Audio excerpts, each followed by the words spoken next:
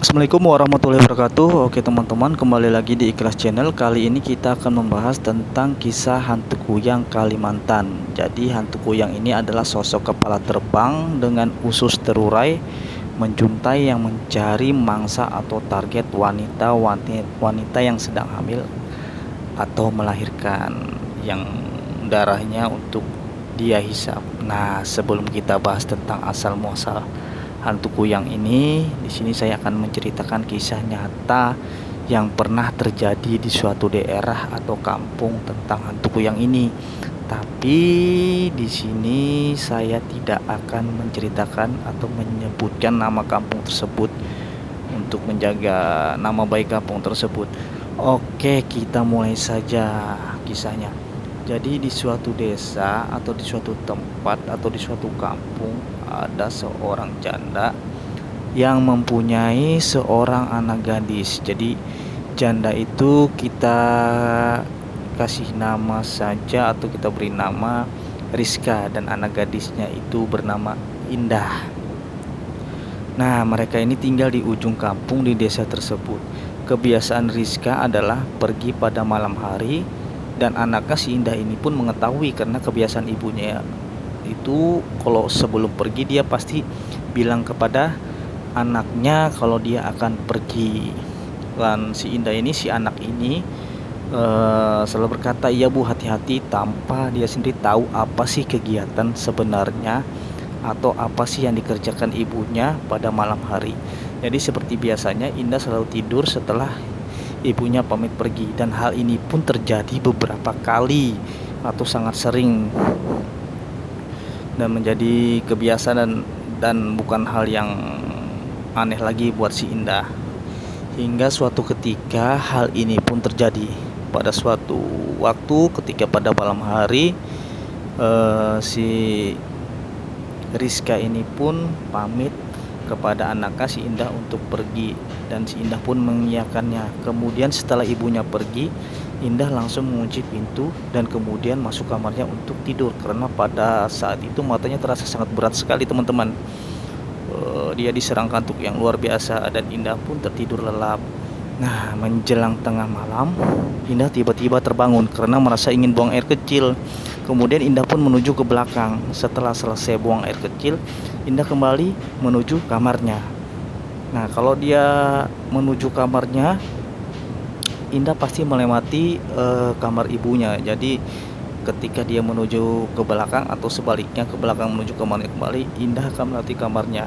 Kemudian sebelum masuk kamarnya, Indah mencoba mengetuk kamar ibunya karena ingin memastikan apakah ibunya sudah pulang atau belum. Dan pintunya pun dia ketuk hingga beberapa kali, tapi tidak ada sahutan dari dalam. Akhirnya dia dorong pintunya dan terbuka, tetapi dalam kamarnya dia tidak menjumpai ibunya teman-teman. Dan dalam hatinya Indah pun bergumam, "Oh, mungkin ibunya belum datang." Dia perhatikan sekeliling ruangan kamar ibunya dan melihat jendela terbuka. Dalam hatinya, aneh, ibu pergi kok pintu jendela tidak ditutup. Kemudian dia tutup jendelanya, dia kunci, dia menuju kembali kamarnya untuk kembali tidur karena dia masih merasa sangat ngantuk. Baru saja dia hendak memejamkan mata, tiba-tiba dia mendengar suara kerutak kerutak kerutak dari kamar ibunya. Kemudian Indah pun bangun menuju kamar ibunya kembali. Dia pikir ibunya mungkin telah datang. Dia masuk kamar ibunya, tetapi dia tidak melihat ada ibunya di kamar tersebut. Tapi yang berbunyi gerutak gerutak gerutak itu malah jendela yang tadi dia tutup. Jadi jendela itu seperti digedor-gedor teman-teman. Beberapa saat kemudian dia perhatikan hingga dia beranikan diri untuk membuka jendela tersebut. Begitu jendela dia buka, betapa terkejutnya dia teman-teman. Jadi ketika itu dia sampai terjatuh dan terduduk. Nah, begitu dia buka, langsung meluncur kepala terbang yang sangat mengerikan. Pada saat itu dia lihat melesat masuk ke dalam kamar. Kemudian kepala tersebut masuk ke dalam bawah kolong ranjang ibunya. Setelah itu bersaat kemudian muncul ibunya dari kolong tersebut. Belum hilang keterkejutan Indah itu, tiba-tiba dari luar sana dia mendengar gemuruh orang ramai berteriak, "Rizka, Rizka, Rizka, keluar kamu. Kami sudah tahu kamu yang sebenarnya. Dasarku yang laknat." Terdengar suara dari orang-orang di luar.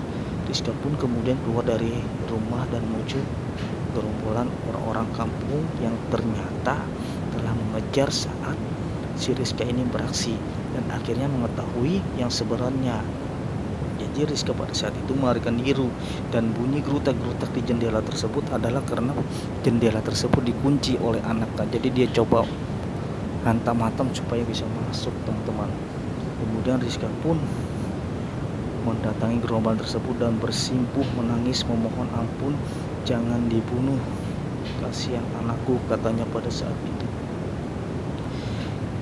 Indah si anak pun melihat ibunya bersimpuh, ikut bersimpuh sambil menangis memohon ampuni ibunya. Melihat hal itu, warga pun merasa iba, merasa kasihan. Akhirnya salah satu tokoh yang ada di situ, yaitu seorang ustadz, berkata, "Kami maafkan kamu Rizka, tapi kamu harus meninggalkan kampung ini dan berjanji jangan pernah kembali lagi ke sini. Dan kamu buang semua ilmu setan itu dan kembalilah ke jalan yang benar, bertobatlah kamu." Dengan isak tangis malam itu juga Rizka dan Indah meninggalkan kampung tersebut dan tidak diketahui pergi kemana. Kemudian warga melampiaskan dengan membakar rumah mereka agar mereka tidak kembali ke tempat itu.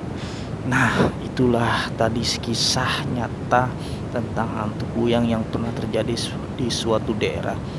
Sekarang kita bahas tentang asal muasal hantu kuyang itu.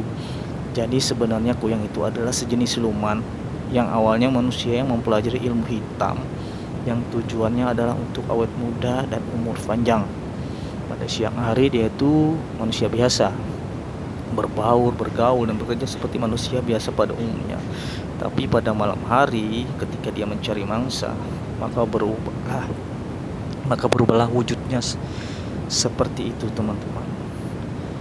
Konon katanya orang yang mempelajari ritual ilmu tersebut biasanya menggunakan minyak kuyang yang berwarna hijau.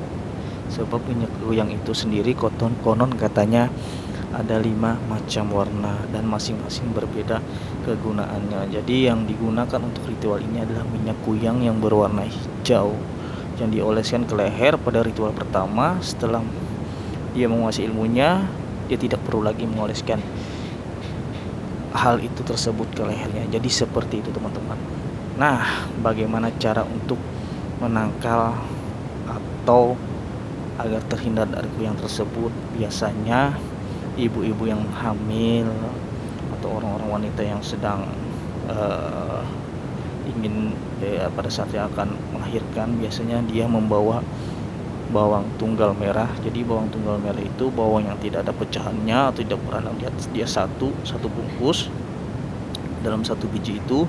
Kemudian rumput jariangau, merica, duri landak.